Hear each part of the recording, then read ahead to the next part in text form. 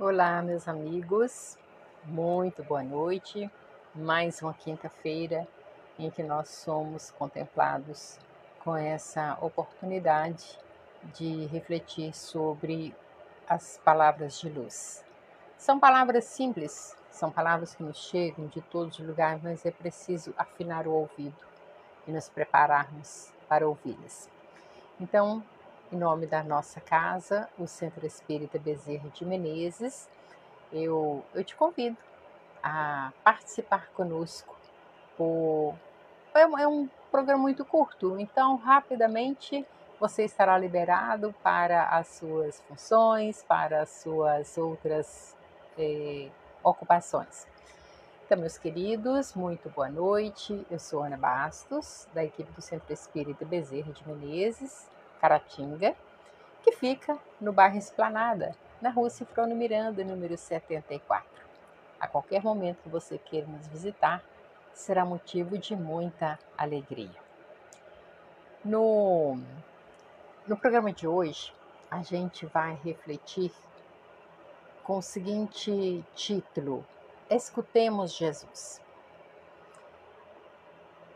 A gente falou, né, que a gente precisa afinar os ouvidos para ouvir, e para ouvir Jesus também é preciso isto.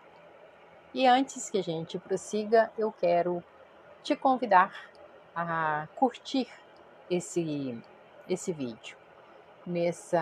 Para que curtir? Quando nós manifestamos a nossa opinião sobre um produto da internet, nós estamos dizendo se gostamos ou não.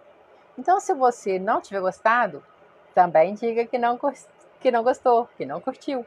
E nesse caso, eu te pediria para dar retorno. Por que você não gostou? Nosso propósito é trazer luz. Não somos a luz, mas queremos trazer luz. Então, se você nos disser, né, qual é o problema com a nossa transmissão, pode ser questão técnica, pode ser questão de conteúdo, pode ser questão de qualidade de quem está transmitindo o conteúdo, fique muito à vontade. Curta ou não curta, né? Ou descurta. E ao comentar, seja positivamente, seja negativamente, você está nos gabaritando, nos treinando para melhor trazer esse conteúdo para você. E a questão do compartilhar é porque se é bom para você, pode ser que seja bom para alguém também, né? Então, por que não dividir, né, esse prazer, essa alegria? Ou de repente, se você não gostou, pedir a opinião de outra pessoa, só compartilhando que é possível. Te pedimos também para se inscrever nos canais do Centro Espírita. O nosso nome é Sebem Caratinga. Se você nos procurar no YouTube, no Facebook, no Instagram, você vai nos encontrar e será uma alegria ter você conosco, compartilhando, crescendo juntos. Então, meus irmãos, nossa oportunidade aqui, ela pede um tempo de reflexão, um tempo de olhar para dentro. E nós olhamos para dentro orando. Vamos orar? Jesus amigo, eis-nos aqui, tentando levantar esse archote, com as suas palavras, com seus ensinamentos, que com certeza farão um pouco de diferença na vida de alguém. E seja quando for, Mestre amado, que essas palavras visitem um coração necessitado, que seja sempre feita a vontade de Deus e não a nossa. Abençoa a cada um de nós, aqueles que estão compartilhando conosco esse momento de fé e de esperança, e a nossa casa espírita, para que cresça em graça, virtude e prosperidade. Graças te damos, hoje e sempre, assim seja. Amigos, nós gostamos de trazer uma reflexão do Livro dos Espíritos, que é uma forma de nós irmos nos aprofundando sobre essa obra, que é o ponto inicial da doutrina espírita. E como a gente está tratando aqui sobre Jesus, então nós buscamos sobre Jesus nessa obra. E vai ser exatamente no livro terceiro, que trata das leis morais, dentro do capítulo Conhecimento da Lei Natural, que está dentro das questões 619 a 628. Nós nos debruçaremos na 625, que diz assim: qual é o tipo mais perfeito que Deus ofereceu ao homem para lhe servir de guia e de modelo? A resposta é muito sucinta. Vede Jesus. E vem um comentário. Jesus é para o homem o modelo da perfeição moral que a humanidade pode pretender sobre a terra. Deus nolo oferece como o mais perfeito modelo, e a doutrina que ensinou é a mais pura expressão da sua lei, porque ele estava animado de espírito divino e foi o ser mais puro que apareceu sobre a terra. Se alguns daqueles que pretenderam instruir os homens na lei de Deus algumas vezes a extraviaram por meio de falsos princípios, foi por se deixarem dominar eles mesmos por sentimentos muito terrestres e por terem confundido as leis que regem as condições da vida da alma com aquelas que regem a vida do corpo. Vários deram como leis divinas o que não eram senão leis humanas, criadas para servir às paixões e dominar os homens. Então, essa é a resposta dada pelos espíritos da codificação a Allan Kardec e sua equipe, que queriam saber como nós podemos agir se Deus deu para o homem alguma fórmula, né? Aí ele fala da fórmula que veio para a gente na figura desse homem incomparável, deste ser que dividiu a história, deste ser que se deu em sacrifício. Mas para que ele se desse em sacrifício, necessário foi que antes ele viesse estar conosco, né? Então, meus irmãos, vamos agora pegar uma lição do livro Vinha de Luz, na leitura 174, que chama A Plataforma do Mestre.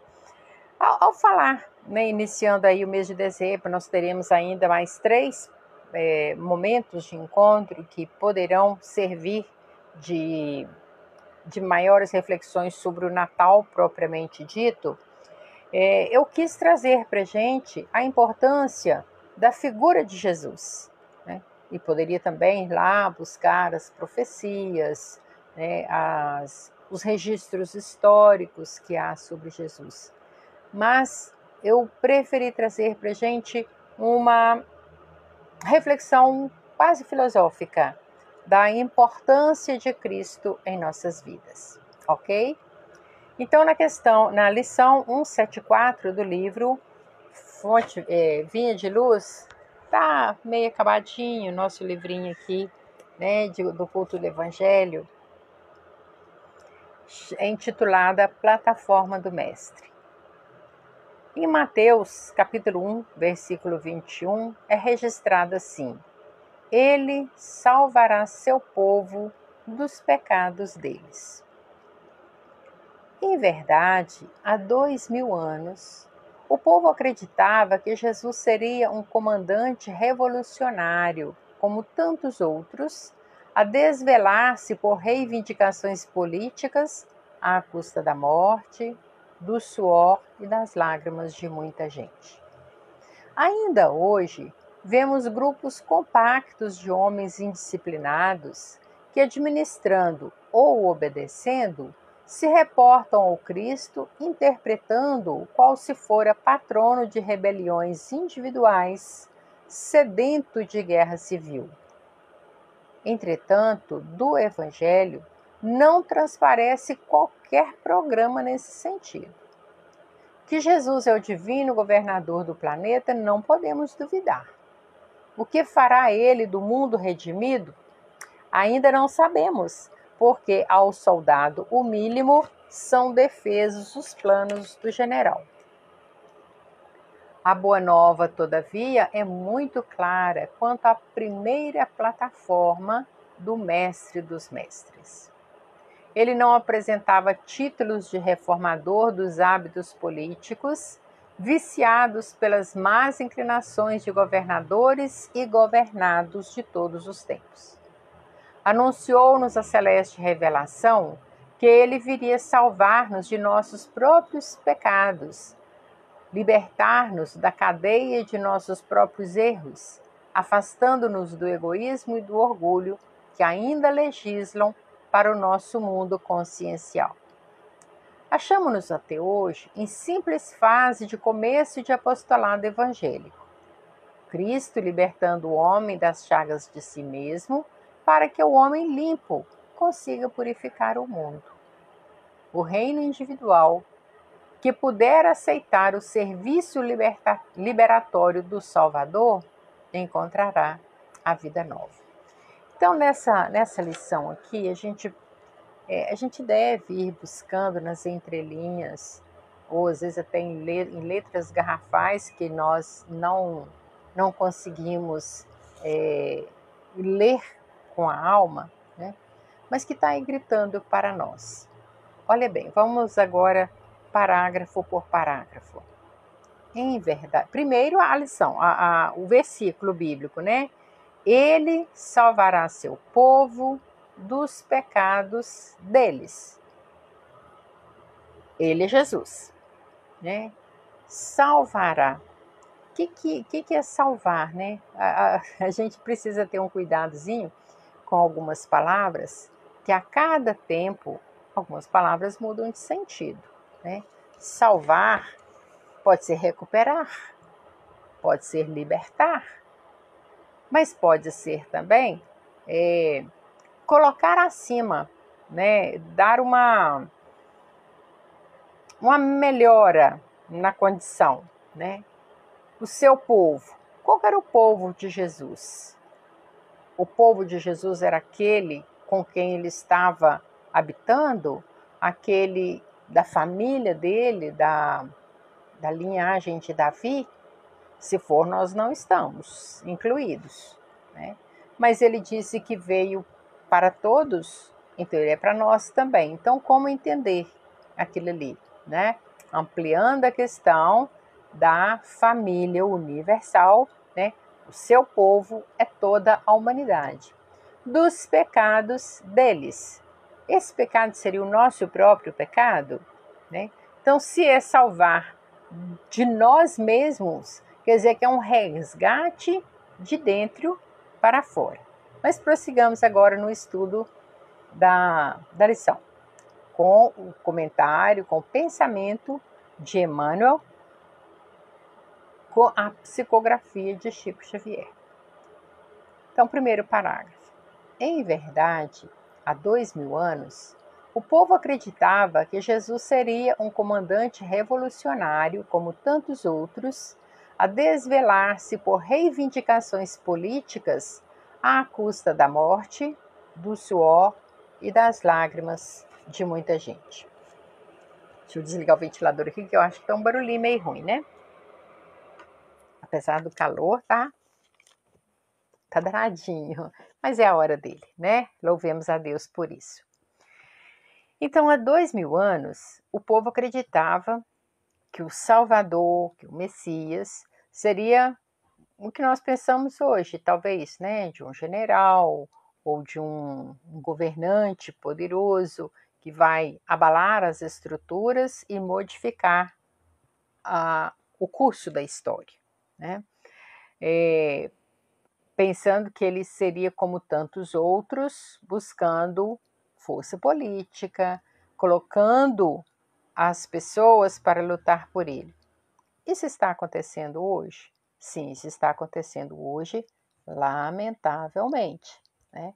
Ouvimos um trecho, né, da fala de uma pessoa que está liderando uma guerra, que disse que 10.000 pessoas mortas não pode ser considerado um número grande demais, porque o sacrifício do povo que vai libertar a nação.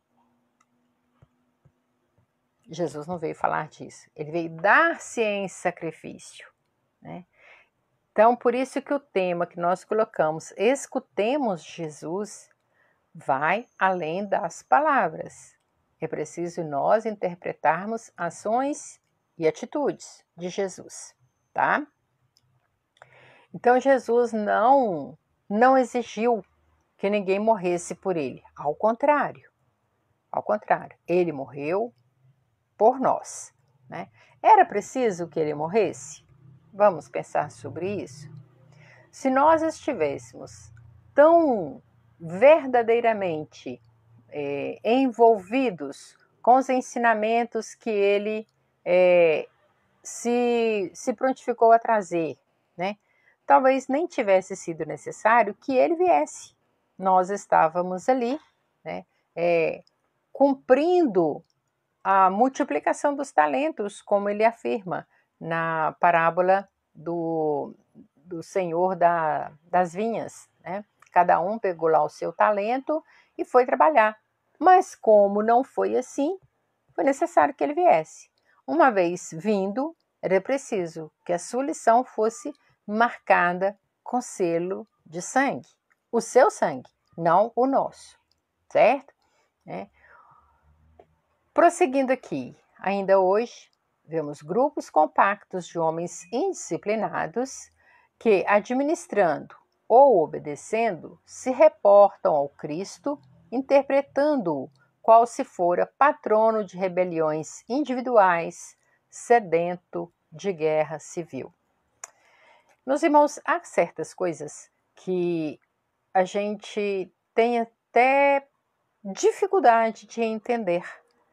Como é que nós conseguimos trazer Jesus não para servir de nosso modelo e guia, mas para nós servirmos de modelo e guia para ele? É como se os nossos sentimentos fossem mais importantes ou mais valiosos do que o ensinamento de Jesus, né? Às vezes nós queremos, não, Jesus, ele não foi um governador terreno, tá, mas ele foi um reacionário? Ele foi um revolucionário? Não. Ele disse: dai a César o que é de César e a Deus o que é de Deus. Quem fala isso não está provocando revolução. Ele está dizendo: dentro de você, você tem uma vida de relação com Deus e uma vida de relação com o mundo. Então, faça com que estas duas vidas, ou esses dois aspectos da vida, estejam harmoniosos, mas não, então que não haja conflitos. Viva como é necessário que se viva no mundo, né? Entretanto, do Evangelho não transparece qualquer programa nesse sentido. Então, Jesus não chama para rebelião, Jesus não fala que a população deve se insurgir contra César. Quando uma pessoa está fazendo uma divisão de herança lá, ele fala assim: ah, Jesus, vem aqui e fala com meu irmão que ele precisa me dar a metade dos bens que nossos pais morreram. Ele fala assim: oh, mas eu não sou juiz de vossa causa. Já existem juízes para isso, né? Volta lá depois, né, a conversa com Pilatos: meu reino não é deste mundo, né? Então tenhamos muito cuidado quando nós quisermos trazer a chancela do Cristo para os nossos propósitos, muitas vezes inferiores, né? Às vezes nós achamos que eles são assim de alta importância, mas eles são projetos inferiores. Cada vez que nós estivermos buscando assambarcar coisas da terra, nós também estaremos lutando contra a vontade celeste, porque nós carregaremos daqui aquilo que não é colocado dentro do caixão, né? Não é o ter, é o ser. Prosseguindo, que Jesus é o divino governador do planeta, não podemos duvidar. O que fará ele do mundo redimido, ainda não sabemos, porque ao general, ao soldado o mínimo, são defesos os planos do general. A gente volta aí, né? Quem é que vai sentar do lado do Pai? Quem é que vai nas fileiras do exército de Cristo? Meus irmãos, Compete a cada um fazer o seu trabalho. O que Jesus vai fazer com com essa massa imensa de humanidades que se sobrepõem, que alguns já foram para outros mundos, outros ainda vão chegar de outros mundos, não nos compete. E isso não nos torna nem menores, nem menos amados pelo Pai. Nós apenas não damos conta. Às vezes a gente levanta tão desanimado, tão cansado, que a gente não dá conta de arrumar a própria cama. E aí, vamos dar conta das coisas celestiais? Alto lá, cada um dentro das suas possibilidades. Quando tiver oportunidade, procura no YouTube um vídeo curtinho, que chama Conta Pessoal. Ele é desenvolvido pela palestrante Maísa Braga. Então, vocês verão como que a gente passa pela vida, às vezes, com pequenas tarefas e nós ainda não damos conta. E queremos saber o que o Senhor fará com os mundos e com as humanidades que passam por esses mundos. Petulância da nossa parte, né, não? Então, prosseguindo aqui. A boa nova, quer dizer, o Evangelho, todavia, é muito clara quanto à primeira plataforma do Mestre dos Mestres. Ele não apresentava títulos de reformador dos hábitos políticos, viciados pelas más inclinações de governadores e governados de todos os tempos. Prestar atenção, ou eu devo dizer, eu prestei atenção, porque isso é para todos nós, né? Viciação, más inclinações de governadores e governados. Então a gente acha ruim que o governo fez isso, que o governo não fez aquilo e tal, mas muitas vezes nós também não estamos cumprindo a nossa parte do acordo. Então a preocupação de Jesus, ou seja, o cuidado dele, não era com as questões políticas, era com as questões individuais. Porque o indivíduo estando reformado, automaticamente a coletividade estará transformada, reformada, e os governos, de onde que eles saem? Eles saem da população. Se a população for honesta, trabalhadora, compassiva, fraterna, esses serão os nossos governantes também. Anunciou-nos a celeste revelação que ele viria salvar-nos de nossos próprios pecados, libertar-nos da cadeia de nossos próprios erros, afastando-nos do egoísmo e do orgulho que ainda legislam para o nosso mundo consciencial. Como que ele fez isso, gente? 2000 anos que o Evangelho está aí, a sua figura imponente e ao mesmo tempo singela, bate às portas do nosso coração e diz: vinde a mim. Vinde a mim, todos vós que sofreis e estáis angustiados, que eu vos aliviarei. Mas ele diz também: porque eu sou o caminho, a verdade e a vida. Ninguém vai ao Pai senão por mim. É isso que ele está falando. Então, e para nós caminharmos pelo caminho, pela estrada que é Jesus, não dá para ser com os nossos adereços, orgulho, inveja, ciúme, ambição e tantos penduricalhos que nós vamos achando que fazem parte de nós, mas são apenas ambições do ego, são necessidades materiais da persona que insiste em querer parecer maior do que se é. Prosseguindo. Achamos-nos até hoje em simples fase de começo do apostolado evangélico, que é Cristo libertando o homem das chagas de si mesmo, quando o homem permite, que Jesus o limpe das suas chagas, para que o homem, uma vez limpo, consiga purificar o mundo. Aquilo que a gente falou. Se a gente seguir a trilha do Cristo, o que vai acontecer? Eu preciso de tirar a vida do meu irmão para ser feliz? Desde quando? E vem a doutrina espírita ainda nos diz que a morte não é o fim, ou seja, se eu tirar a vida física do meu irmão, eu vou me ater com ele no mundo espiritual, porque uma hora a minha vida também será ceifada, né? E é como se a gente estivesse assim, rolando a estrada abaixo, agarrado um ao outro, enquanto nós não nos dermos conta que nós precisamos levantar, limpar a poeira das nossas roupas e prosseguir de mãos dadas, nós vamos sofrer e vamos estar sempre rolando, rolando e rolando, né? O reino individual que puder aceitar o serviço liberatório do Salvador encontrará a vida nova. Ou seja, é eu, você, nessa caminhada que aceitar esse compromisso, que a gente vai construir um mundo melhor, né? E a gente falando aí sobre escutar, né, Jesus, a gente ouviu um comentário feito pela Eulália Bueno, que eu achei muito interessante trazer para vocês.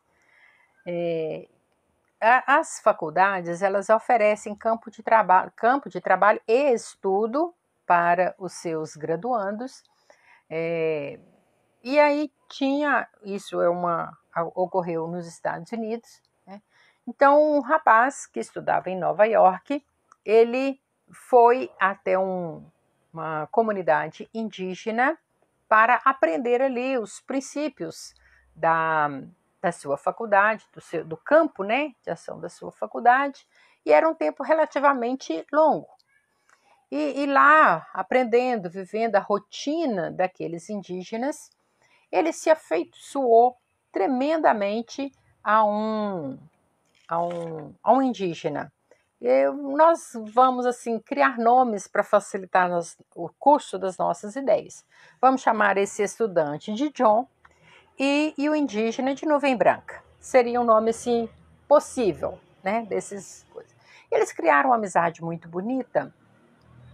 E John ficou assim com pena do Nuvem Branca não ter contato com a civilização. Como é que pode um homem passar uma vida inteira, e ele percebia que aqueles indígenas viviam por muito tempo, e não conhecer, né, aquelas luzes, aquela beleza, aquilo tudo que ele considerava de um mundo civilizado. Aí ele conseguiu, com o tempo, ele conseguiu uma autorização para levar Nuvem Branca para passar uns dias com ele no seu habitat, né? E assim foi. Então, quando eles chegaram, ele deu os aconselhamentos necessários, né? E saiu com Nuvem Branca pela cidade. Aí mostrava, olha aquela loja que vende isso, que vende aquilo, olha aquele prédio, que altura que é, depois as luzes e tal. Aí o Nuvem Branca falou assim, você está escutando? Ele falou assim, estou escutando, você está vendo a barulheira que está aí, né? Estou escutando muito. Ele falou, não, o grilo, você está brincando comigo, né? No barulho desse, buzina, apitos, conversas e tal, eu vou escutar um grilo. Não tem grilo aqui não, cara, nós estamos em Nova York. Ele falou, tem um grilo. E aí ele foi tal, né? Abaixou no chão, encontrou uma rachadurazinha na calçada e encontrou o grilo. Pegou o grilo e mostrou para John. Olha aqui, o grilo estava aqui. Aí o estudante falou assim, mas como é que você conseguiu ouvir? Eu não ouvi nada disso e tal, tal. Aí o Nuvem Branca, muito inteligentemente, deixa cair uma moeda de pequeno valor. E a moeda sai tilintando, aí o John fala assim, uai, peraí, eu escutei uma moeda. Aí o Nuvem Branca falou, eu não estou vendo nada. Aí o John procura aqui, procura dali, encontrou a moeda, fala, tá aqui a moeda. Aí o Nuvem Branca fala com ele assim, pois é, cada um escuta aquilo que está dentro de si. Você ouviu a moeda porque é pela moeda que você se interessa. Mas o grilo, que é meu parceiro, porque é da natureza, fui eu que consegui ouvir, né? Então, para a gente escutar Jesus, nós precisamos trazer essa intimidade dele com a gente. E ele está aí. O problema é, assim como o grilo estava lá e John não escutava, né? Jesus está aí e nós não estamos escutando, né? E não estamos escutando ao ponto de achar, por exemplo, que a mensagem do Cristo ela é equivocada. Algumas pessoas pensam Jesus ele é equivocado, como aqueles que fala logo lá no primeiro parágrafo, de estar esperando um guerreiro, alguém que vai lutar pelos interesses da nação, que vai lutar por isso, que vai lutar por aquilo, mas esquecendo que, na verdade, o Cristo, o governador do nosso planeta, ele não se interessa por coisas materiais. Ah, tá. Não se interessa por coisas materiais para si.